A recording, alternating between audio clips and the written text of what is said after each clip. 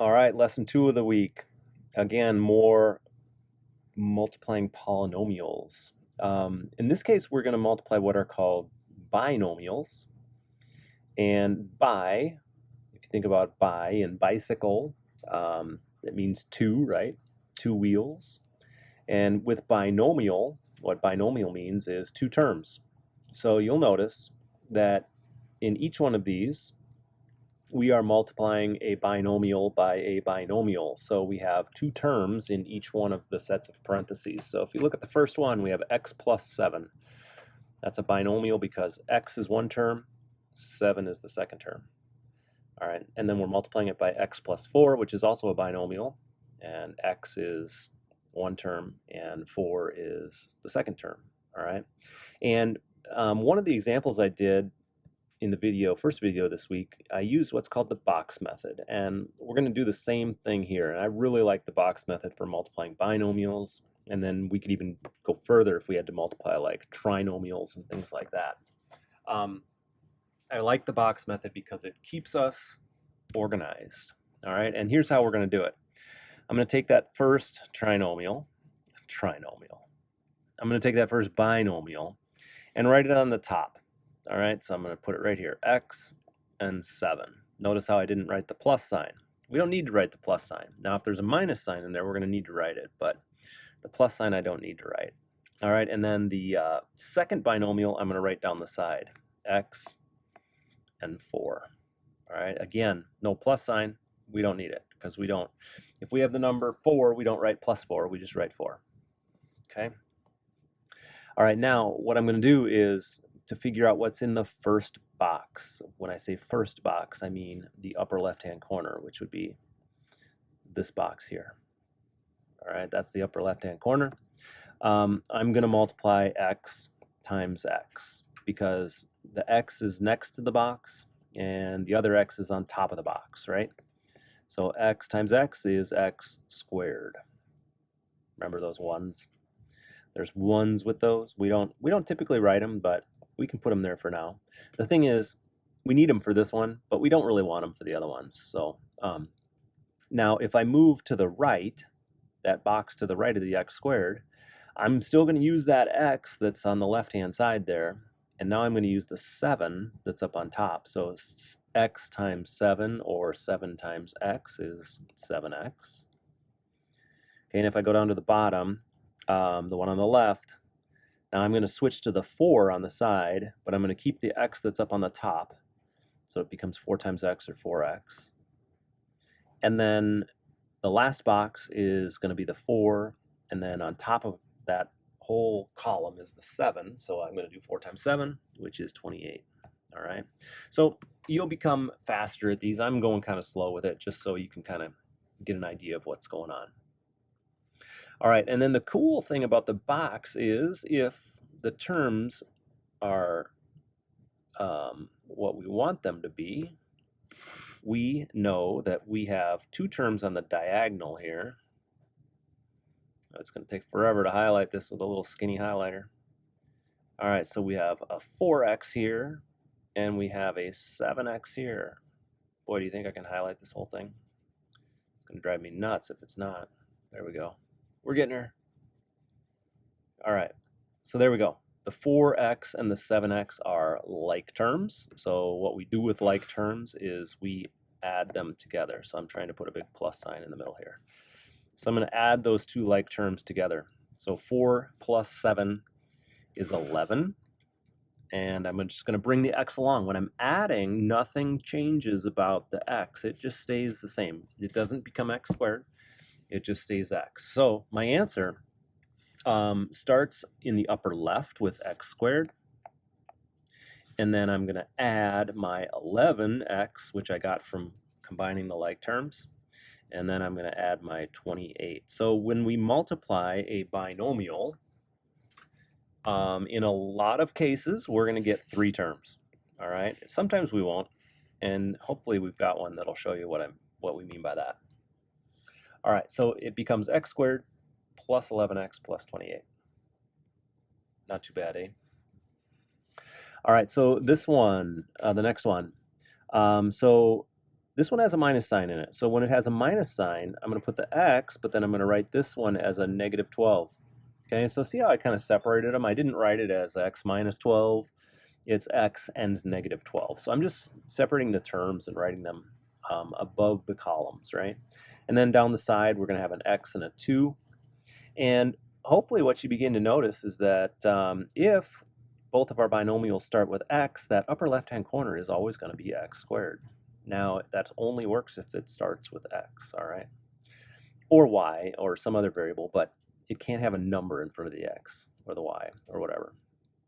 All right, so then if we go to the right, we have negative 12x, and then if we go down, we have 2x, and then if we go to this final corner, we have negative 24. All right, we are going to go highlighter, but we're going to go a lot bigger. Here we go. Hopefully this isn't too big. Oh no. So we got our like terms right here. In this case, we have a negative 1. But we're still going to do the same thing. We're still going to add them together. And when we add them together, what we're going to get is we're going to start. I'm going to write my answer. So I have x squared. Okay, and so one thing you can do is you can say, okay, I know I'm going to have x squared in the beginning. I know I'm going to have negative 24 at the end. And then the middle is determined by those ones I highlighted. And so we have a positive 2x, a negative 12x. And instead of adding, what we could do is say 2x minus 12x. And that becomes negative 10x. All right, so there we go. We just multiplied two binomials. All right, you have 2 to try on your own. Goodness, you have negatives in both of them. And one of them has 2 negatives. I think you can do it. All right, so remember you have to enter these answers in Schoology. So do these 2 problems when you are done. Start the video back up again, and we'll do a couple more examples. All right, here we go. Nice work. You're all done. Now, just what I was talking about before. Now we're going to throw some numbers in front of the x's, or there was a term we used for those in the last lesson. They're called coefficients. All right, that's a big word. It just means a number in front of a variable that's being multiplied by the variable.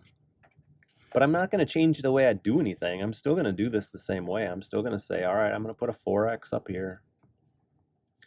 I'm going to put the negative 3 here. I'm going to put a 2x here. I'm going to put a negative 10 here. I'm still going to do the same thing, you know. And so this one changes things a little bit because of that 2 and that 4.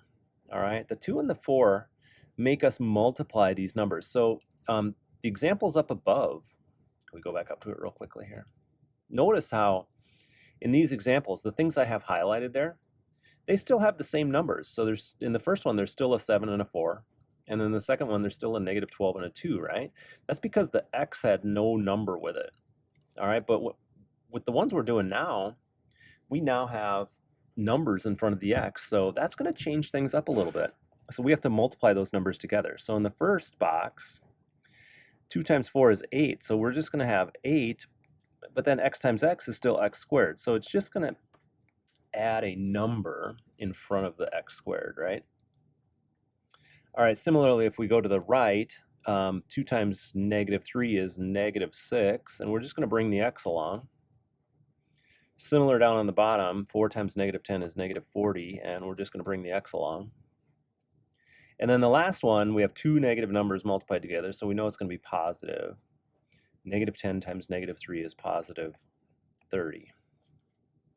And from here, it doesn't change at all. We're just still going to combine like terms. We're going to add those 2 together. So I'm going to take that one and add it together. And so I know the first term is going to be 8x squared. The last term is going to be 30, and it's going to be plus 30 because it's positive. And then the middle term, they're both negative. And when we're adding numbers together or subtracting numbers and 2 things are negative, we just add them together and it stays negative. All right, so it's going to be minus 46x. And that's it. Not too bad. All right, let's do this next one. Oh, I can't zoom in. There we go. All right, so we have 2x and 9. If you're wondering, maybe some of you are wondering, I always put the first binomial on top and the second binomial on the side. You could switch that around if you want. You could put the second binomial on top and the first binomial on the side. You're going to end up with the same answer. Just two of the boxes will be in different spots. All right, so we have x and negative 11. All right, so in this case, we have a little bit of both, right? We have 1x and we have a 2x. So that just stays a 2 then. So we have 2x squared. This one is 9x. This one is negative 22x. Gee. And then, ooh, negative 99. Wow. Doesn't matter. It's a big number, but who cares? We can do it. All right, so combining like terms, I'm going to combine those two. And so we have 2x squared in the beginning, minus 99 at the end, and the middle is determined by those two terms right there.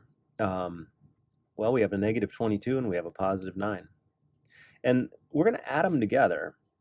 And I think this is a little misleading when we say we're going to add them together, because some people might be like, it's negative 31x.